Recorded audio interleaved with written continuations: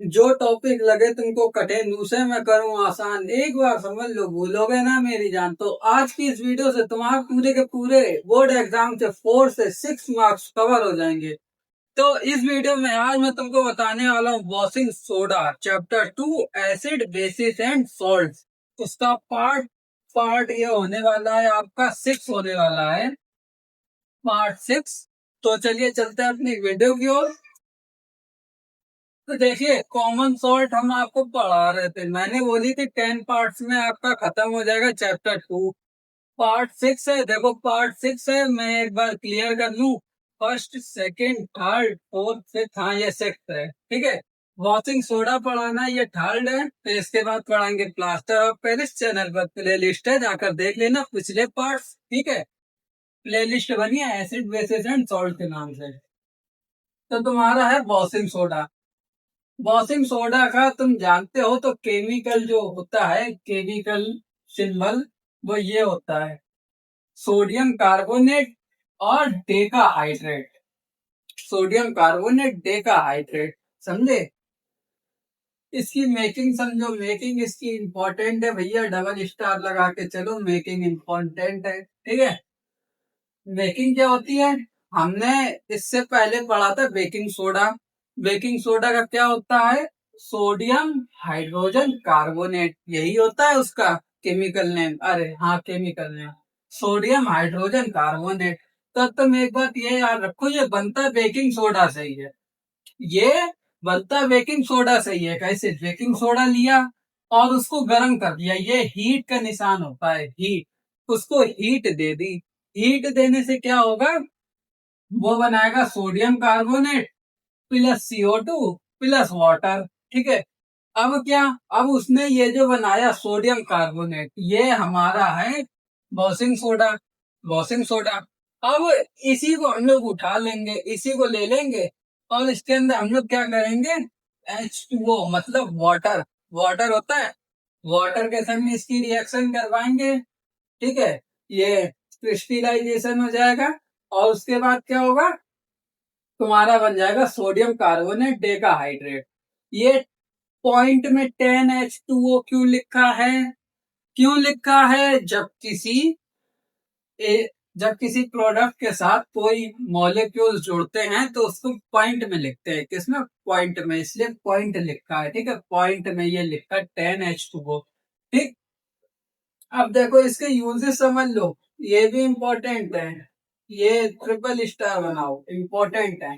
क्या यूजेस है, फर्स्ट है क्लीनिंग एजेंट। क्लीनिंग एजेंट, अब देखो तुम्हें वॉशिंग सोडा से ये तो पता लग गया होगा, वॉशिंग का मतलब क्या, वॉशिंग का मतलब क्या, धोना सफाई करना, इसी के तो काम में आएगा, बस उसी के काम में आता है। तो देखो पहला है क्लीनिंग एजेंट, जैसे क्लोथ्स, ठीक है। दूसरा क्या है, दूसरा है तुम्हारा वाटर सॉफ्टनिंग। वाटर सॉफ्टनिंग से क्या रिलेशन है, तुम समझो।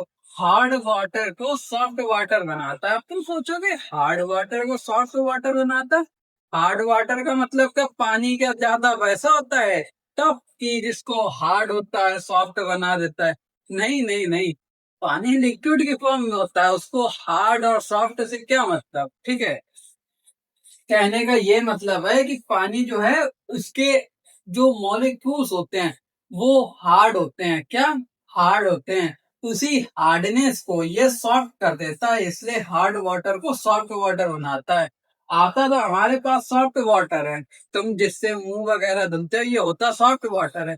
एक हार्ड वाटर होता है। हार्ड वाटर मतलब जैसे अब मैं तुमको एग्जांपल दे दी, कभी तुम देखना, नाला, नाली, नाली देखी है, नाली देखना कभी बाहर निकल के, नाला, नाला देखना, नाले के अंदर देखना, होता वो भी वाटर है, वाटर होता है, लेकिन कैसा, गाढ़ा होता है, थिक होता है, थिक होता है।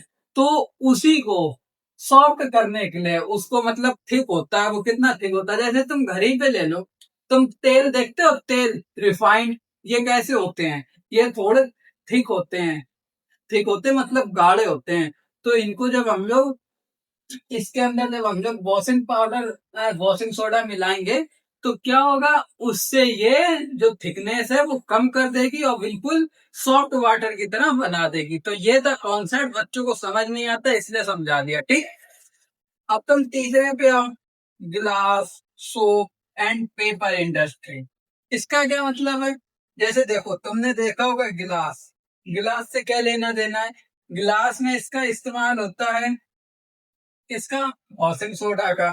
सोप में इस्तेमाल होता है, सोप जो है उसके अंदर क्यों होता है, ये भी इम्पोर्टेंट है। सोप के अंदर इसलिए होता है, जब तुम देखते हो साबुन को ही सोप कहते हैं इंग्लिश में, तो तुम जब साबुन ऐसे रगड़ते हो, रब करते हो उंगली पर, तो तुमने देखा होगा फेना मतलब झाग बनता है। ठीक है, तो वो झाग कैसे बनता है? ये जो तुम्हारा वॉशिंग सोडा उसके अंदर होता है, इसी से झाग बनता है। ठीक है, ये भी तुम्हें पढ़ाया जाएगा आगे चल के, जब बोर्ड एग्जाम पास होंगे तो ये भी बताएंगे कि जो सोप में है वो झाग कैसे बनता है और क्यों बनता है, वो भी बताएंगे। ठीक, और पेपर इंडस्ट्री, पेपर इंडस्ट्री में ये हल्का वॉशिंग सोडा मिलाया जाता है जिससे पेपर जो है थोड़ी शाइनिंग देता रहे। ठीक, चौथा है लेबोरेटरी, लेबोरेटरी यूज, मतलब अब देखो लेबोरेटरी में क्यों यूज होता है ये, जैसे मानो कोई एसिड है, कोई एसिड है, उसको न्यूट्रलाइज करना है।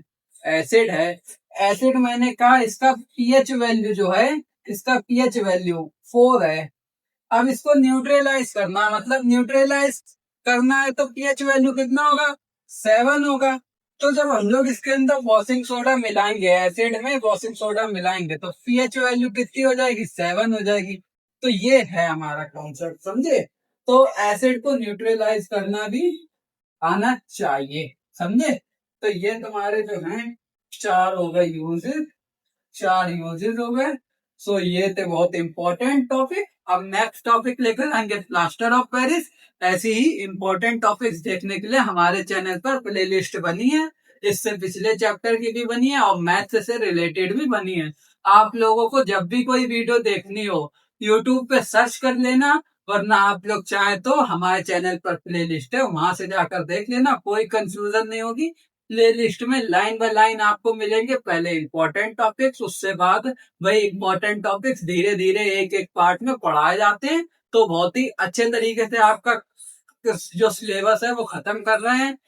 उम्मीद है सिलेबस जो है वो हमारा नवंबर की लास्ट में या दिसंबर तक कंप्लीट हो जाए, नवंबर की लास्ट में या दिसंबर तक कंप्लीट हो जाए। तुम, आई होप आप लोगों को वीडियो अच्छी लगी होगी। तो मिलते हैं नेक्स्ट वीडियो में, आज के लिए बस इतना ही, बाय बाय।